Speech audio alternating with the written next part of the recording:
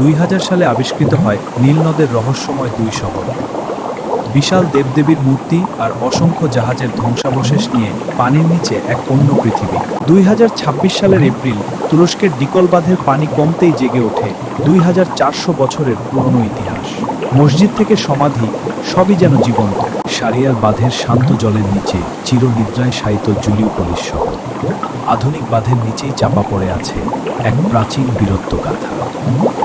গুজরাটের উপকূলে সমুদ্রের গভীরেই লুকিয়ে আছে ভারতের প্রাচীন দ্বারকা। বিশাল পাথরের প্রাচীর আর স্তম্ভ আজও সেই বন্দরনগরীর সাক্ষ্য দেয়।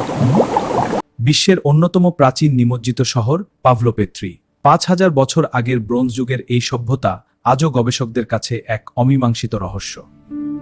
ইটালির বেয়া শহর এখন এক জাদুকরী আন্ডারওয়াটার মিউজিয়াম। সমুদ্রের নিচেই পর্যটকরা খুঁজে পান প্রাচীন রোমান বিলাসিতার রাজকীয় রূপ। ভূমিকম্প কিংবা সুনামি, প্রকৃতির এক নিমেষের ঝটকায় শেষ হয়েছিল এই রাজপ্রাসাদগুলো। চিরস্থায়ী ঘুমের দেশে আজও তারা এক একটি জীবন্ত রহস্য।